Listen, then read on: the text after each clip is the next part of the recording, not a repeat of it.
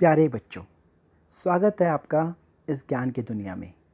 ये video specially उन students के लिए है जो सच में डॉक्टर बनने की चाहत रखते हैं और सच्चा ज्ञान लेना चाहते हैं।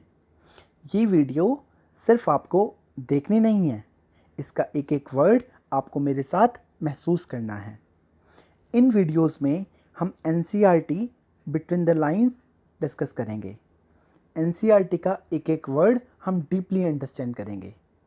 इन वीडियोस में एनसीईआरटी के अलावा हम कुछ इम्पोर्टेंट पॉइंट्स पे डिस्कस करेंगे जो कि एंट्रेंस एग्ज़ाम में पूछे जा सकते हैं या पूछे जा चुके हैं। तो मैं उम्मीद करता हूँ उन एक्स्ट्रा पॉइंट्स को आप अपनी एनसीईआरटी में नोट डाउन करेंगे। तो करते हैं शुरुआत ह्यूमन फिजियोलॉजी के फर्स्ट चैप्टर के साथ। ह्यूमन फिजियोलॉजी क्या मतलब होता है इसका? It is a scientific study how the human body works. तो कैसे ह्यूमन बॉडी काम करती है, इसकी स्टडी को क्या बोलते हैं हम? Human physiology. हम खाना खाते हैं, वो कैसे डाइजेस्ट होता है? Human physiology. हम ऑक्सीजन लेते हैं, वो लंग्स तक कैसे जाती है? Human physiology. हमारा जो मेटाबॉलिक वेस्ट है वो कैसे रिमूव होता है? Human physiology. तो ये सब क्या आपका? Human physiology. यानी कि हमारी बॉडी काम कैसे करती है, इसकी स्टडी को हम क्या बोलते हैं? Human physiology. तो करते हैं शुरुआत चैप्टर के साथ। चैप्टर का नाम है डाइजेशन एंड एब्जॉर्प्शन। डाइजेशन का मतलब क्या होता है? डाइजेशन का मतलब ये होता है जो बड़े बड़े मॉलिक्यूल होते हैं, जिसे बोलते हैं मैक्रो मॉलिक्यूल। तो मैक्रो मॉलिक्यूल जब टूट जाते हैं, ब्रेक हो जाते हैं, किसमें? माइक्रो मॉलिक्यूल में, उसे हम बोलते हैं डाइजेशन। फॉर एग्जाम्पल, हम रोटी खाते हैं, उसमें क्या होता है? स्टार्च। स्टार्च फिर किस में ब्रेक डाउन होता है आपका? माल्टोज में, वो एक शुगर है। फिर माल्टोज किस में होता है आपका? ग्लूकोज में। तो ये स्टार्च से माल्टोज, माल्टोज से ग्लूकोज, ये क्या हो गया आपका? डाइजेशन। मतलब मैक्रो मॉलिक्यूल जो कि स्टार्च है, माइक्रो मॉलिक्यूल जो कि एक ग्लूकोज है, बन गया आपका ग्लूकोज। तो इस चीज़ को हम क्या बोलेंगे? डाइजेशन। फिर क्या होता है? एब्जॉर्प्शन। अब वो जो छोटा मॉलिक्यूल बन गया, जैसे ग्लूकोज बन गया, अब वो ग्लूकोज कहाँ जाएगा आपका? ब्लड में। तो ब्लड में जाने को क्या बोलते हैं हम? एब्जॉर्प्शन। तो सबसे पहले क्या होगा? डाइजेशन, मतलब मैक्रो मॉलिक्यूल माइक्रो मॉलिक्यूल में कन्वर्ट होगा। उसके बाद वो माइक्रो मॉलिक्यूल आपका ब्लड के अंदर मिक्स हो जाएगा, मिल जाएगा, उसे हम क्या बोलेंगे? आपका एब्जॉर्प्शन। तो शुरुआत करते हैं हम एनसीईआरटी की लाइन बाय लाइन। तो हम जानते हैं कि जो सबसे इंपॉर्टेंट कंपोनेंट्स होते हैं फूड के, वो क्या क्या होते हैं? कार्बोहाइड्रेट्स, प्रोटीन्स और फैट्स। और ये तीनों कंपोनेंट हमें एनर्जी देते हैं और ज़्यादा क्वांटिटी में इसकी रिक्वायरमेंट होती है हमारी बॉडी को। दो चीज़ें, पहला एनर्जी प्रोवाइड करते हैं और दूसरा इनकी रिक्वायरमेंट क्या होती है? ज़्यादा। इसके बाद वाइटमिन्स और मिनरल्स की अगर हम बात करते हैं तो ये हमें एनर्जी प्रोवाइड नहीं करते, पहली बात, और इनकी रिक्वायरमेंट क्या होती है? कम। अब भाई ये एनर्जी प्रोवाइड नहीं करते तो इनका रोल क्या है? तो इनका रोल ये है कि अगर हम इनको नहीं लेते तो हम क्या हो जाएंगे? बीमार। तो इनकी रिक्वायरमेंट भी हमें है बट कम क्वांटिटी में है।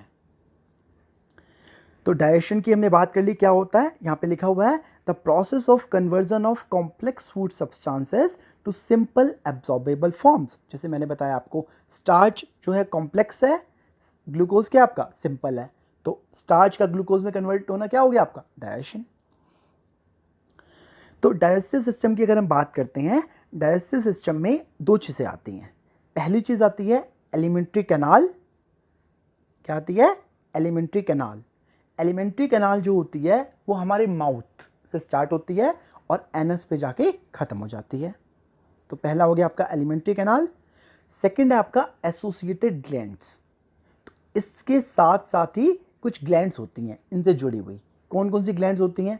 जैसे अगर हम बात करते हैं माउथ में क्या होती हैं? सेलेवरी ग्लैंड्स, सलाइवा आता है।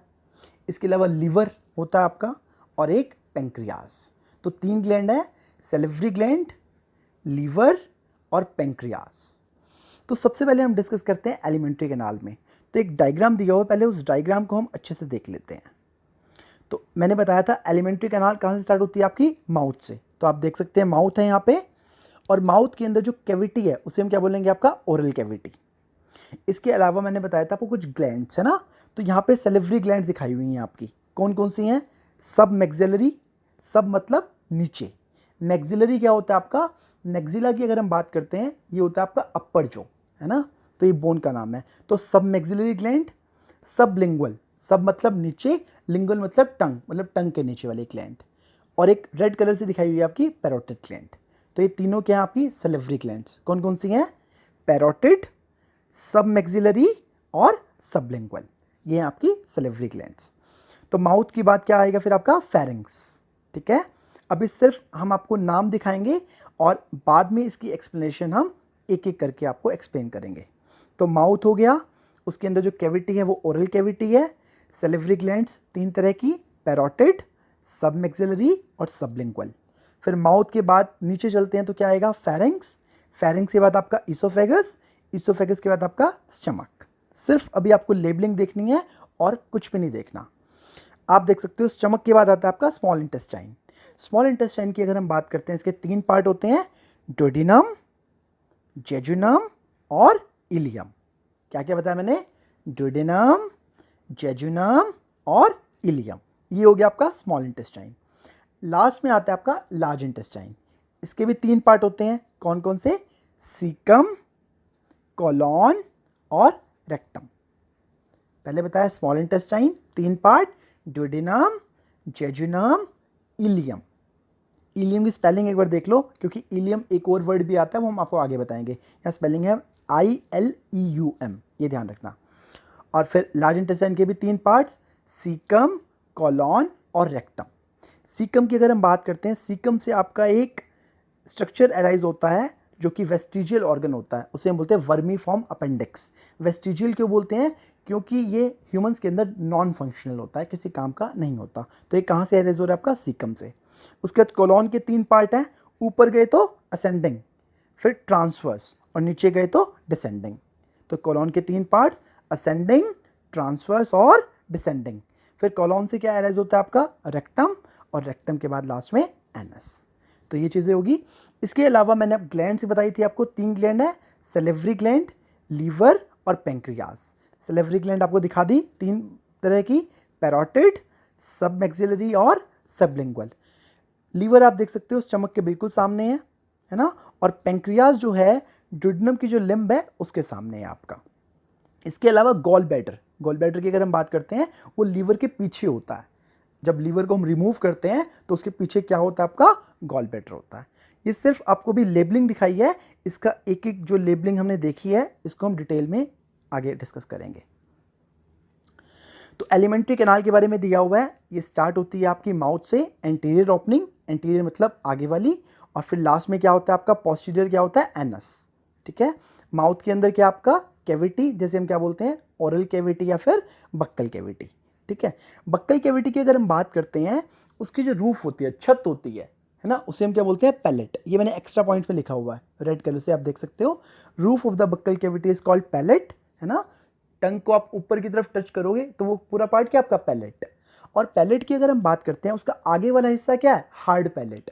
आप अपनी टंग को ऊपर टच करिए आगे वाले हिस्से पे, तो वो हार्ड है, वहाँ पे लाइनिंग्स होती हैं, इसलिए क्या बोलते हैं उसे हम, हार्ड पैलेट। पीछे की तरफ क्या होता है आपका, सॉफ्ट पैलेट, क्योंकि वहाँ पे वो लाइनिंग्स नहीं होती। और इंपॉर्टेंट पॉइंट, जहाँ पे सॉफ्ट पैलेट खत्म होता है वहाँ पे एक छोटा सा स्ट्रक्चर लटका हुआ होता है, उसे हम बोलते हैं यूवुला। क्या बोलते हैं हम, यूवुला। लिखा हुआ मैंने, the hinder part of soft palate freely hangs down as a small flap. तो यानी कि जो सॉफ्ट पैलेट का आखिरी पार्ट है, वहाँ पे आप देख सकते हो एक छोटा सा पार्ट लटका हुआ है, उसे हम क्या बोलते हैं, यूवुला। उसका काम क्या होता है, उसका काम ये होता है, जब हम खाना खाते हैं तो वो खाना जो है आपका नेजल कैविटी में ना चला जाए, उससे रोकता है। तो यूवुला का काम क्या होता है, it prevents the food from entering into the nasal cavity. तो ये नेजल कैविटी में खाने को जाने से रोकता है, कौन, यूवुला। ये इंपॉर्टेंट चीज़ है। आगे हम बढ़ते हैं, बक्कल कैविटी या ओरल कैविटी में और क्या चीज़ें होती हैं, टीथ होते हैं और टंग होती है ना। अब हम बात करते हैं टीथ की। तो टीथ के लिए डिफरेंट डिफरेंट टर्म्स हम यूज़ करते हैं, वो क्या यूज़ करते हैं जानते हैं। आप जानते हैं आपके जो दांत है, आपका हर दांत जो है आपका, वो जो बोन की सॉकेट के अंदर फंसा हुआ है, आप अब देखोगे जो दांत है वो एक सॉकेट के अंदर, किसके सॉकेट के अंदर, जो बोन है, जो जबड़े की आपकी बोन है, मैक्सिला और मैंडिबल, ऊपर वाली जबड़े को बोलते हैं मैक्सिला, नीचे वाले को बोलते हैं मैंडिबल। अपर जो इज कॉल्ड मैक्सिला और नीचे वाली जो की बोन को मैंडिबल।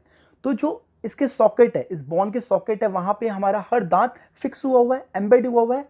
तो इस प्रोसेस को हम बोलते हैं क्या, थीकोडोंट। क्या बोलते हैं हम, थीकोडोंट। आप पढ़ सकते हैं, each tooth is embedded in a socket of jawbone, this type of attachment is called thecodont. तो अगर कोई पूछे ह्यूमन डेंटिशन किस तरह का होता है, तो आप क्या बोलोगे, थीकोडोंट। मतलब हमारा हर दांत जो है जॉ बोन की सॉकेट में एम्बेड है, फंसा हुआ है अंदर की तरफ। इसके अलावा आप जानते हैं कि हमारे जो दांत हैं वो जिंदगी में 2 बार आते हैं। पहली बार जो दांत आते हैं वो होते हैं दूध वाले दांत, जिसे बोलते हैं हम क्या, मिल्क टीथ। क्या बोलते हैं, मिल्क टीथ, या फिर बोलते हैं टेम्पररी टीथ, या फिर बोलते हैं हम डेसिडुअस टीथ। और बाद में वो दांत टूट जाते हैं और फिर कौन से दांत आते हैं हमारे, परमानेंट टीथ, या फिर बोलते हैं हम अडल्ट टीथ। तो जिंदगी में कितनी बार दांत आए, 2 बार। तो इस तरह के डेंटिशन को हम क्या बोलते हैं, डाइफियोडोंट। डाई मतलब 2, तो 2 बार दांत आना मतलब डाइफियोडोंट। तो 2 वर्ड्स हमने डिस्कस किए, थीकोडोंट और डाइफियोडोंट। इसके अलावा अगर हम बात करते हैं, हमारे जो टीथ होते हैं वो सारे एक जैसे थोड़ा होते हैं, सारे अलग अलग दांत होते हैं। मतलब 4 तरह के दांत होते हैं। कौन कौन से होते हैं, इंसीजर्स, कैनाइंस, प्रीमोलर्स और मोलर्स। और इन चारों तरह के दांत का काम भी अलग होता है ना। जैसे इंसीजर्स की अगर हम बात करते हैं, उससे हम क्या करते हैं, बाइट करते हैं। कैनाइंस से हम क्या करते हैं, आपका टीयर, कोई भी चीज़ हमें फाड़नी है तो टीयर किससे करते हैं हम, कैनाइन से, वो बहुत पैने दांत होते हैं। फिर प्रीमोलर्स और मोलर्स से क्या करते हैं हम, क्रश करते हैं, ग्राइंड करते हैं। तो इन जो दांत हैं आपके, इंसीजर्स, कैनाइंस, प्रीमोलर्स और मोलर्स, इनकी शेप, इनका साइज और आप देखोगे इनका काम भी क्या होता है, अलग अलग होता है। तो 4 तरह के दांत हैं, अलग अलग तरह के दांत हैं। तो इस चीज़ को हम क्या बोलते हैं, हेटेरोडोंट। हेटेरो मतलब डिफरेंट, तो डिफरेंट टाइप से टीथ होते हैं, एक जैसे तो नहीं है, है ना। तो इस चीज़ को हम क्या बोलते हैं, हेटेरोडोंट। तो पूछा जाए ह्यूमन डेंटिशन किस तरह का होता है, तो 3 वर्ड्स, थीकोडोंट, डाइफियोडोंट और हेटेरोडोंट, है ना। थीकोडोंट मतलब हमारा हर दांत जॉ बोन की सॉकेट में एम्बेड है। डाइफियोडोंट मतलब 2 बार दांत आते हैं। हेटेरोडोंट मतलब डिफरेंट डिफरेंट तरह के टीथ प्रेजेंट है। ठीक है, तो एक बार इन दांतों की तरफ नजर डालते हैं। ये है वो दांत। तो ये आपका एक जबड़ा दिखाया हुआ है, एक जबड़े का एक हिस्सा दिखाया हुआ है आपका। मान लो ये अपर जो है, ठीक है। तो अपर जो कि अगर हम एक हाफ की बात करें, यहाँ दिखा रखे हैं 2 इंसीजर्स, फिर 1 कैनाइन, फिर 2 प्रीमोलर और लास्ट में 3 मोलर्स। आप देख सकते हो यहाँ पे नंबरिंग भी की हुई है, 1 2 3 4 5 6 7 8, है ना। तो ये अपर जो का एक हिस्सा है, एक हाफ है। तो अगर आप देखो एक हाफ में कितने दांत होंगे, 8 टीथ्स। दूसरे हाफ में भी कितने होंगे, 8 टीथ्स। और नीचे भी क्या होंगे, कुल मिला के 8 + 8 16। तो कुल मिला के एक अडल्ट ह्यूमन में कितने दांत होते हैं, 32 टीथ्स। ऊपर 16, नीचे 16, है ना। तो आपका आप देख सकते हो जो दिखा रखा है आपका, ये सिर्फ अपर जो का एक हाफ दिखा रखा है, एक हिस्सा दिखा रखा है। दूसरा हिस्सा इन्होंने सिर्फ सॉकेट दिखा रखा है। इसके अलावा अगर हम बात करते हैं, यहाँ पे नंबर ऑफ रूट्स भी मैंने एक्स्ट्रा पॉइंट्स में लिखी हुई हैं। आप देख सकते हो जो 1 3 4 6, ये जो 4 नंबर दिए हुए हैं आपके, ये यहाँ पे रूट्स दिखाई हुई हैं। जैसे जो इसका नीचे वाला हिस्सा है वो क्या है, रूट, कितने हिस्सों में डिवाइड है वो आपका। तो इंसीजर और कैनाइन की एक रूट होती है। प्रीमोलर की अगर हम बात करते हैं तो ऊपर वाला जो पहला प्रीमोलर जो टीथ होता है उसकी 2 रूट होती हैं, और बाकी बचे हुए प्रीमोलर की कितनी होती है, 1 रूट। और मोलर की अगर हम बात करते हैं कितनी रूट होती हैं, ऊपर वाले मोलर की 3 रूट होती हैं और नीचे वाले मोलर की 2 रूट होती हैं। आप इन रूट्स को अच्छे से देख सकते हैं, यहाँ पे नंबर दिखाया हुआ है 1 3 4 6। जैसे 6 नंबर को देखो, आप देखोगे यहाँ पे 3 दिखा रखे हैं, 1 2 3 पार्ट दिखा रखे हैं। मतलब कितने रूट हैं, 3 रूट्स। क्योंकि ये 6 वाला जो टीथ है वो कौन सा है, मोलर। मैंने बताया अपर मोलर में कितनी रूट्स होती हैं, 3 रूट्स। तो इनका आपको एक जस्ट आइडिया होना चाहिए कि कितनी कितनी रूट्स हैं। जैसे मोलर्स की बात करें, सबसे ज़्यादा रूट्स हैं अपर मोलर्स में, कितनी है, 3 हैं। सबसे कम कहाँ पे है आपकी, इंसिजर्स और कैनाइंस में, कितनी है, 1 रूट है। एक जस्ट आइडिया होना चाहिए आपको। तो आगे हम बात करते हैं दांतों के बारे में। तो हमारा जो डेंटल फॉर्मूला होता है वो क्या होता है आपका 2123 अपर जू का एक हाफ, फिर 2123 लोअर जू का एक हाफ, मल्टीप्लाई 2 कर देंगे क्योंकि पूरे अगर अपर जू की बात करते हैं। तो कुल मिलाए कितने दांत हो गए हमारे 32 टीथ, आप काउंट कर सकते हैं। उसके बाद अगर हम बात करते हैं, यहाँ पे डेंटल फॉर्मूला मैंने बताया हुआ है। बच्चों की अगर हम बात करते हैं, बच्चों के अंदर कितने दांत होते हैं, तो बच्चों के अंदर दांत होते हैं 20। कैसे? यहाँ पे 2102, ये 2102 का मतलब क्या है, ये अपर जो का एक हाफ बताया हुआ बस मैंने, सेकेंड हाफ नहीं बताया हुआ। मल्टीप्लाई 2 करेंगे तो पूरा हाफ पूरा हो जाएगा आपका अपर जो। ऐसे ही नीचे भी 2102। अच्छा, जो पहला नंबर है वो इंडिकेट करता है किसको, इंसीजर को। सेकंड जो आपका न्यूमेरिकल डिजिट है वो किसको इंडिकेट करता है, कैनाइन को। थर्ड प्रीमोलर को, फोर्थ मोलर को। इसका मतलब आप देख सकते हो बच्चों के अंदर कौन सा दांत नहीं होता, थर्ड वाला कौन सा होता है आपका, प्रीमोलर्स। इसका मतलब बच्चों के अंदर प्रीमोलर दांत नहीं होते। और एक और चीज, यहाँ पे लास्ट में मोलर कितने हैं, 2। इसका मतलब आखिरी वाला मोलर भी नहीं होता, क्योंकि अडल्ट का फॉर्मूला क्या होता है 2123, है ना। तो यहाँ पे एक तो प्रीमोलर्स नहीं है और लास्ट वाला मोलर नहीं है, जिसे हम क्या बोलते हैं, विजडम टूथ। और ये वाला क्वेश्चन आपका 2 बार पूछा हुआ है, 2015 में भी और 17 में भी, कि बच्चों के अंदर कौन कौन से दांत नहीं होते। तो आंसर क्या आया था आपका, प्रीमोलर्स दांत नहीं होते। और इसके अलावा कौन से नहीं होते, लास्ट मोलर, जिसे हम क्या बोलते हैं, विजडम टूथ, यानी कि अक्कल दाढ़, ऐसा हम बोलते हैं। ठीक है, तो आगे हम बात करते हैं। एक चीज होती है डायस्टिमा, हमारे दांतों के बीच में कई बार स्पेस होता है, उस चीज को हम क्या बोलते हैं, आपका डायस्टिमा बोलते हैं। इसके अलावा अगर हम बात करते हैं, हमारे दांत जिंदगी में जो एक बार आते हैं उसे हम बोलते हैं मोनोफियोडोंट, और जो 2 बार आते हैं उसे हम क्या बोलते हैं, डाइफियोडोंट। तो कौन कौन से दांत ऐसे हैं जो एक बार आते हैं, मैंने बताया आपको, एक तो प्रीमोलर्स एक बार आते हैं, और एक विजडम टूथ जिसे हम बोलते हैं आपका लास्ट मोलर, ये आपका एक बार आता है। तो यहाँ क्या लिखा है 0021, क्यों 00 क्यों लिखा है, क्योंकि इंसिजर कैनाइन तो 2 बार आते हैं, लेकिन प्रीमोलर आपका सिर्फ एक बार आता है, और ऐसे ही लास्ट मोलर भी आपका एक बार आता है। तो कौन कौन से दांत है जो एक बार आते हैं, तो उनका फॉर्मूला क्या हो गया 0021, अपर जो का एक हाफ, ऐसे ही नीचे लोअर जो का एक हाफ 0021, मल्टीप्लाई 2 कर दोगे तो टोटल मिला के हो जाएगा आपका 12 टीथ। तो 12 दांत जो ऐसे हैं जो एक बार आते हैं, और 20 दांत ऐसे हैं जो आपके 2 बार आते हैं। कुल मिलाए कितने दांत हो गए, 32 दांत हो गए। आगे हम बात करते हैं, जो दांतों का व्हाइट वाला हिस्सा होता है उसे हम क्या बोलते हैं, आपका enamel, the hard chewing surface of the teeth made up of enamel. तो इनेमल जो होता है, आपको पता होना चाहिए, ये ह्यूमन बॉडी का सबसे ज़्यादा हार्डेस्ट सब्सटेंस होता है। यहाँ पे मैंने लिखा हुआ है साइड में, hardest substance of the human body क्या है, आपका इनेमल। तो ये किससे बना होता है, तो ये बना होता है आपका कैल्शियम फॉस्फेट से। किससे बना होता है, आपका कैल्शियम फॉस्फेट से। और सिक्रीट कौन करता है इसे, तो सिक्रीट करते हैं आपके एमिलोब्लास्ट सेल्स। तो अगर हम बात करें इनेमल की, हार्डेस्ट सब्सटेंस है बॉडी का, किससे बना होता है, कैल्शियम फॉस्फेट से बना होता है। कौन सिक्रीट करता है, तो एमिलोब्लास्ट सेल्स। और सबसे खास बात, ये इनेमल जो होता है किस काम आता है, तो मेस्टिकेशन ऑफ फूड। मेस्टिकेशन का मतलब खाने को छोटे छोटे हिस्सों में तोड़ना। तो खाने को छोटे हिस्से में कौन तोड़ता है, आपका इनेमल, दांतों का जो इनेमल होता है वो। आगे हम बात करते हैं टंग की। तो टंग हम जानते हैं एक फ्रीली मूवेबल मस्कुलर ऑर्गन है, क्योंकि मसल्स होती हैं तो क्या बोला हमने, मस्कुलर ऑर्गन, जो कि आपका अटैच होता है ओरल कैविटी के फ्लोर से। तो जो टंग अटैच होती है वो कहाँ से अटैच होती है, फ्लोर से अटैच होती है, और जिस पार्ट से अटैच होती है उसे हम क्या बोलते हैं, फ्रेनुलम। क्या बोलते हैं हम, फ्रेनुलम। तो जो हमारी जीभ है, जो टंग है, वो किससे अटैच है, फ्रेनुलम से अटैच है। अच्छा, आप देखेंगे आपकी जो जीभ है वो बिल्कुल स्मूथ नहीं होती, थोड़ी बहुत लाइनिंग्स होती हैं उसके ऊपर। उन लाइनिंग्स को हम क्या बोलते हैं, आपका पेपिले। क्या बोलते हैं हम, पेपिले। और उनमें से जो पेपिले होते हैं, उन पेपिले के ऊपर क्या होते हैं, टेस्ट बड्स। क्या होते हैं आपके, टेस्ट बड्स। जैसे टेस्ट आता है ना, स्वीट का, मीठे का, सोर, सॉल्ट, तो ये सब जो टेस्ट आता है वो किसके हेल्प से आता है, टेस्ट बड से। और ये टेस्ट बड्स कहाँ पे होते हैं, आपके पेपिले पे। अच्छा, एक बात मैं आपको बताना चाहता हूँ, जो चिल्ली होती है, जो मिर्च होती है, क्या उसके लिए भी टेस्ट बर्ड होता है, तो उसके लिए टेस्ट बर्ड नहीं होता। तो आप कहोगे हमें सेंसेशन कैसे होती है, जब भाई टेस्ट बर्ड नहीं होता चिल्ली के लिए, तो हमें सेंसेशन कैसे होती है कि भाई हमें एकदम से मिर्च लगी है। तो वो क्यों होता है, क्योंकि जब हम चिल्ली खाते हैं तो जो पेन रिसेप्टर्स होते हैं वो एक्टिवेट हो जाते हैं।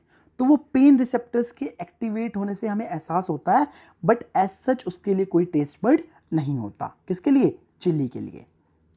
आगे बढ़ते हैं हम। तो ये हो गया माउथ के बारे में। उसके बाद क्या आता है आपका? फेरिंग्स। माउथ के बाद क्या आएगा आपका? फेरिंग्स। फेरिंग्स की अगर हम बात करते हैं, ये कॉमन पैसेज है किसके लिए? फूड और एयर के लिए। ठीक है। अच्छा, अब यहाँ पे 2 क्वेश्चन पूछे हुए हैं। एक तो डेंटल फॉर्मूला पूछा गया था आपका ह्यूमन का 2011 में, क्या होता है आपका? 2123, नीचे भी 2123 मल्टीप्लाई 2, है ना।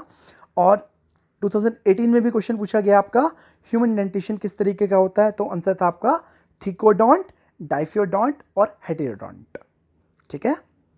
अच्छा, एक चीज यहां पे हम और डिस्कस करेंगे, ये डायग्राम के अंदर आपको मैंने बताया फेरिंग्स जो है आपका क्या है?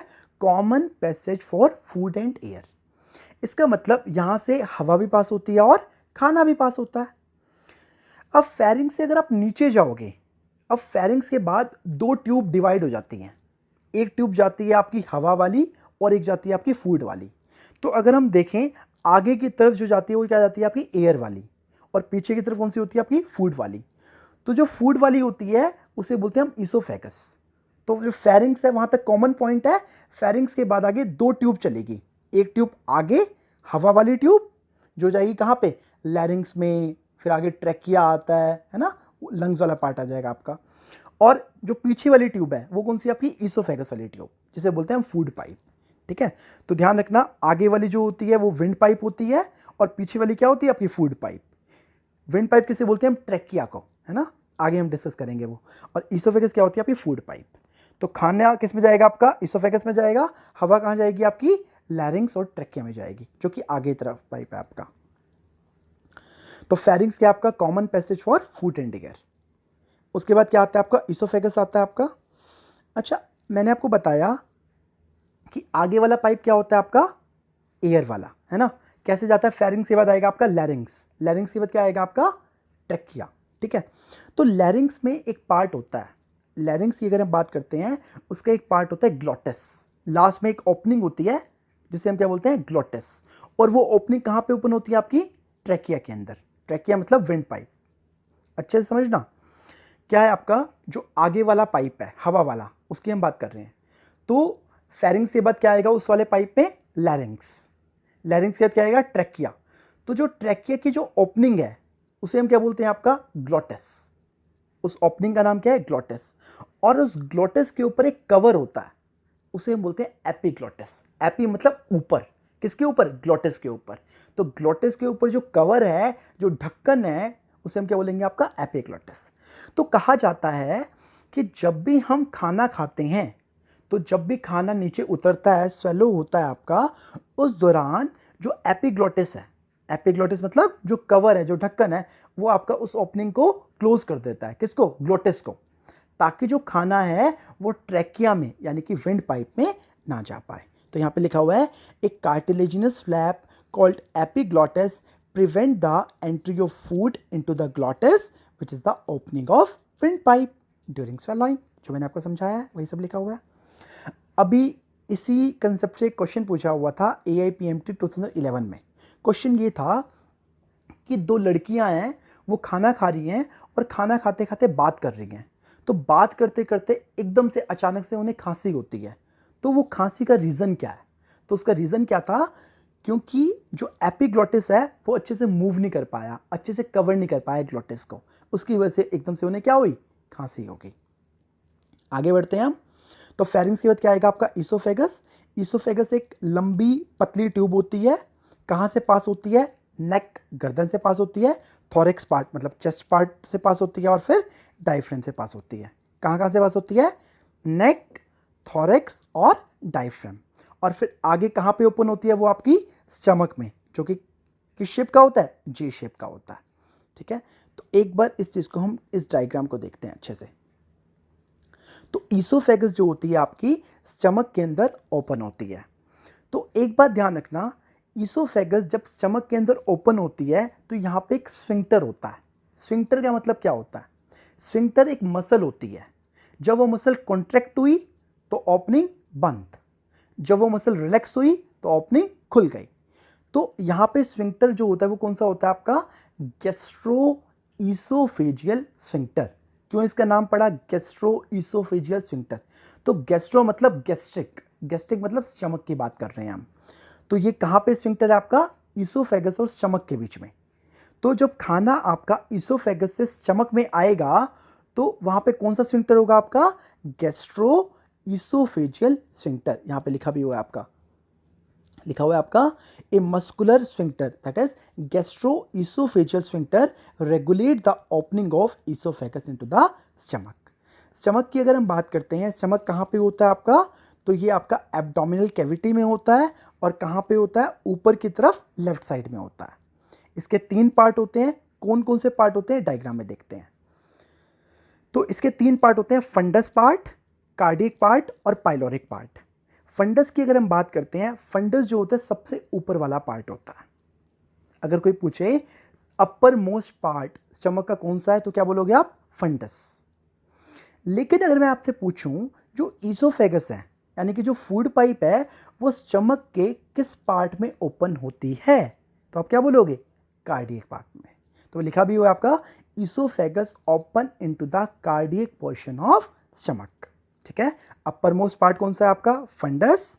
लेकिन ईसोफेगस कौन से पोर्शन में ओपन होती है? तो कार्डियक। और सबसे नीचे वाला पोर्शन कौन सा है आपका? Pyloric portion. इसके बाद क्या आ जाएगा आपका? स्मॉल इंटेस्टाइन आ जाएगा आपका।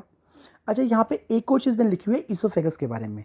पहली बात, उसे बोलते हैं फूड पाइप, और वो सिर्फ क्या प्रोड्यूस करता है आपका? म्यूकस प्रोड्यूस करता है, कोई एंजाइम प्रोड्यूस नहीं करता।